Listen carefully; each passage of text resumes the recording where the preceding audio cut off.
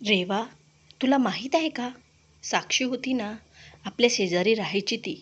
तिच्या campus selection झालं आहे एका मोठ्या कंपनीमध्ये. आणि पॅकेज किती आहे माहीत आहे का?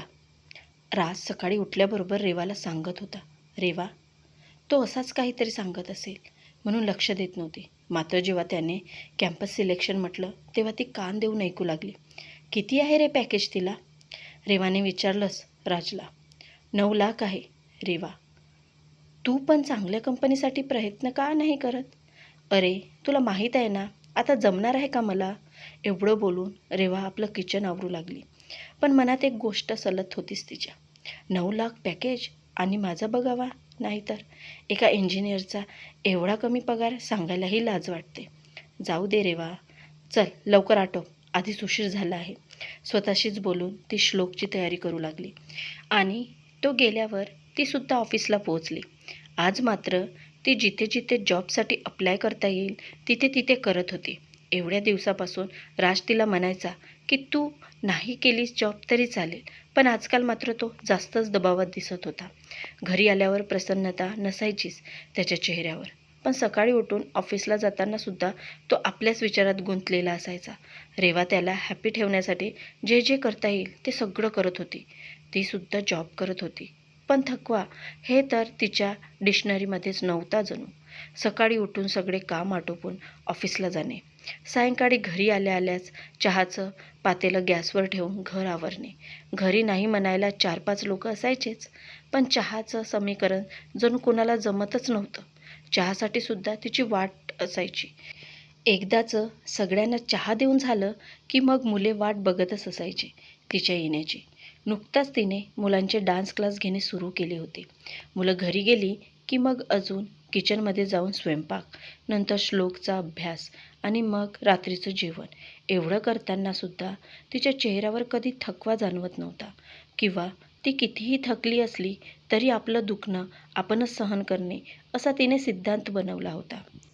राज मात्र पूर्णतः वेगळा होता रेवाच्या. उशिरा झोपून उठला की बस ऑफिससाठी तयार होऊन ऑफिसला जाणे. कधी रेवाने एक जरी काम सांगितलं तरी त्याच्या कपाळावर आट्या येत होत्या. सायंकाळी घरी येऊन सुद्धा फक्त जेवणे आणि फिरून आलं की मग झोप. कधी तिला थोडी मदत करावी हा विचार देखील त्याच्या मनात येत नसावा. राजचा स्वभाव जरी शांत असला तरी त्याचं असं वागणं रेवाला खटकायचं. ती त्याला कित्येकदा म्हणायची, नको काही करू, पण निदान मनसोक्त बोलत तरी जा. श्लोकचा रात्रीचा अभ्यास तरी घेत जा. एवढं करता करता मलाही त्रास होतोच रे. मीही काही मशीन तर नाहीच आहे. पण राजचं उत्तर एकच, तुझं नेहमीचंच हेच असते. आणि तो निमूटपणे तिथून निघून जायचा. रेवाला आता राजच्या या स्वभावाची सवय झाली होती. तरीही कधी कधी तिला वाटायचं की त्याने आपली घरची जबाबदारी स्वीकारला पाहिजे.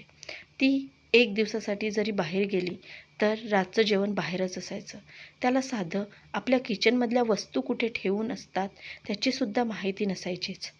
रेवा जेव्हा लग्न होऊन आली होती तेव्हा राजचा पगार फार जास्त नव्हताच.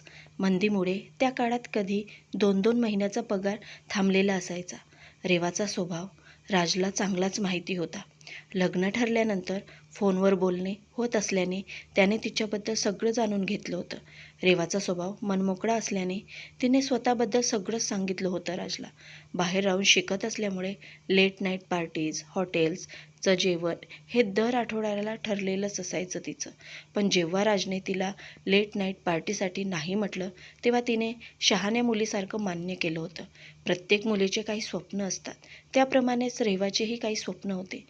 तिला राजकडून काही नाही तरी एक चांगला मित्र तो बनावा असे नेहमी वाटायचे, आणि त्यामध्ये तो यशस्वी झाला. रेवाचा स्वभाव जरी अल्लड असला तरी राज मात्र समजदार होता. तिला प्रत्येक गोष्टीमध्ये तो समजून घ्यायचा. सगळं एकदम व्यवस्थित चालू होतं. पण काही दिवसातच राजचा पगार बरोबर होत नसल्याने कुठेतरी तडजोड होत होती. रेवाला या गोष्टीचा आधी खूप त्रास झाला, पण जसे जसे दिवस जात होते तशी तीही परिस्थितीशी जुळवून घेऊ लागली. एक अल्लड स्वभाव असणारी मुलगी कधी एवढी समजदार झाली हे तिला देखील कळले नसावे. तिने राजसाठी स्वतःला पुरतं बदलूनच टाकलं असं म्हणायला हरकत नाही. हा बदल तिला नाही जाणवला असला तरी तिच्या मैत्रिणींना जाणवत होता. लग्नानंतर कुणी घरी आले की तिच्यामधला बदल पाहून अवाक होत असे. बाहेर फिरायला जाणे, शॉपिंग करणे याला तर जणू फुल स्टॉपच लागला होता. याऐवजी घरच्या जबाबदाऱ्या समजणे, सगळ्यांना काय हवं नको ते बघणे, ती एकदम टिपिकल हाऊसवाईफच बनली होती. आजूबाजूचे शेजारी नेहमी रेवाचं कौतुक करायचे. एवढ्या लहान वयात लग्न होऊन सुद्धा तिने किती छान प्रकारे सगळं सांभाळलं आहे. नाहीतर आजकालच्या मुली स्वतःशिवाय दुसऱ्यांचा विचार करायला देखील वेळ नसतोच. राजच्या एक काकू होत्या. त्या घरी आल्या की रेवाला खूप बरं वाटे. कारण तिचे आई वडील तर वर्षातून एकदा सुद्धा तिच्याकडे येत नव्हते. आलेच तरी एक दिवस राहून दुसऱ्या दिवशीच परतीची वाट असे. ती आपल्या आईसमोरही आपलं मन मोकळं करू शकत नव्हती. कारण त्या एकाच दिवसासाठी यायच्या आणि अशातही आपण काय आपले गाराने त्यांना सांगायचे, म्हणून ती शक्यतो खुशच राहत होती त्यांच्यासमोर. पण काकू आल्या की तिचा बांध फुटत होता. ती त्यांच्यासमोर मनमोकळेपणाने बोलत होती आणि काकूही तिला खूप साऱ्या गोष्टी समजावून सांगत होत्या. रेवाने लग्नानंतर अभियांत्रिकीला ॲडमिशन केली आणि यामध्ये राजने तिला पुरेपूर सहयोग केला होता. फर्स्ट क्लासमध्ये तिने ग्रॅज्युएट पूर्ण केलं होतं. सुरुवातीला सगळ्यांची कुणकुण असायची की आता कशाला शिकायला पाहिजे, मुलं बाळं याचा कधी विचार करणार आहात तुम्ही, लोक असं घरच्यांचं म्हणणं असायचंच. पण राज पुढाकार घेऊन सगळी बाजू सांभाळत होता. रेवाचं स्वप्न होतं की मुलं बाळं व्हायच्या आधी चांगलं वेल सेटल व्हायचं दोघेही, म्हणजे आयुष्य सोपं होईल. पण बीईचं फायनल इयर असतानाच त्यांना कळलं होतं की घरात आता लवकरच पाळणं हलणार आहे. दोघांनाही आनंद झाला होता. पण रेवाला मात्र कुठेतरी घाई होत आहे असं वाटत होतं. आता राजचाही पगार वाढला होता, म्हणून राज तिला समजावत होता की आता आपण याचा विचार करायलाच हवा. अजून उशीर करून चालणार नाही आणि तुला कमवायची गरजही नाही आता. त्यावेळेस रेवाने राजचं ऐकलं आणि समोरच्या प्रवासासाठी सज्ज झाली. कॉलेजमध्ये एकदा चांगल्या कंपनीचं कॅम्पस आलं होतं आणि रेवा त्यासाठी इलिजिबल होती. प्रेग्नन्सीचा 3रा महिना असल्याने तिला थोडा त्रास होताच, तरी ती त्या कॅम्पससाठी गेलीच होती. 2रा राऊंडसुद्धा तिने क्लिअर केले. मात्र 3ऱ्या राऊंडला रात्रीचे 11 वाजले होते आणि पोटात अन्न नसल्याने तिची तब्येत खराब झाली. ते कॅम्पस अर्धवट सोडून तिला घरी यावे लागले होते. राज तिला घ्यायला गेला होताच. घरी आल्यावर तिच्या मनात एक चीड होती स्वतःबद्दलची की आपण एवढे अशक्त कसे पडू शकतो. राजच्या समजवण्यावरून तिने श्लोक होतपर्यंत तरी जॉबसाठी अप्लाय केला नाही. श्लोक अवघ्या 4 महिन्याचा असतानाच तिने क्लासेस जॉईन केले. कारण तिला आधीच काही क्लासेस करायचे होते, पण ते श्लोकमुळे पॉसिबल नव्हते. क्लासेस संपताच तिने जॉबसुद्धा करायला सुरुवात केली. पण तिची जबाबदारी आधीपेक्षा वाढली होती. श्लोक ही आता तिची पहिली रिस्पॉन्सिबिलिटी असल्याने त्याला ठेवून दूर नोकरीसाठी जाणे शक्य नव्हते.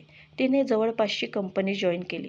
मात्र तिथे पगार कमी, तरी तिला ते योग्य वाटत होतं आणि राजलाही काही फरक पडला नव्हता. घर, राज आणि आता श्लोक यांना सांभाळत ती कशी तरी नोकरी करत होती. जे मिळते त्याच्यातच सुख मानून ती आयुष्याशी तडजोड करत होती. पण या गोष्टीची कधी खंतही नव्हती तिला.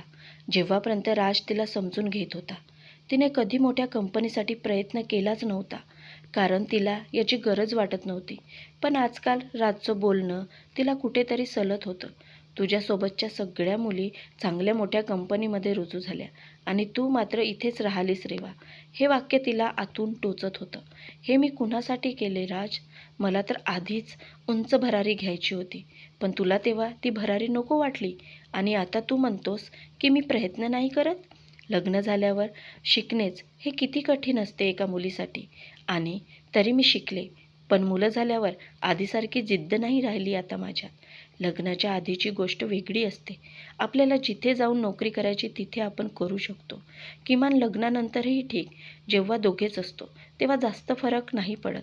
पण पूर्ण फॅमिली जेव्हा आपल्याकडे राहायला आली आहे आणि आता श्लोकही आहे, तर मी स्वतंत्र कुठे आहे विचार करायला? बाकीच्या मुलीत आणि माझ्यात काही फरक आहे ते तुला कसं दिसत नाही राज? तुझे म्हणणे मला पटत असले तरी माझ्या पंखामध्ये आता बळ नाही आहे. मला जेवढं जमेल तेवढं करते आहेच मी तुझ्यासाठी. पण तू माझ्यासाठी काय करतोस हे एकदा स्वतःला विचारून बघ. रेवा फक्त बोलत होती. समोर राज असल्याचं तिला भास होत होता, पण तिचे बोलणे ऐकायला नव्हताच तो. मनातल्या विचारांना कितीही उकळी आली असली तरी ते गिळून समोर जाणे हा आता तिचा स्वभावच बनला होता. मित्रांनो, तुम्हाला कथा कशी वाटली हे कमेंट्सद्वारे नक्की कळवावे. व चॅनलवर नवीन आले असाल तर आपल्या वीणा व्हॉईस मराठी स्टोरी या चॅनलला सबस्क्राईब करायला विसरू नका. आपण संपूर्ण कथा शेवटपर्यंत ऐकल्यामुळे आपले मनापासून धन्यवाद.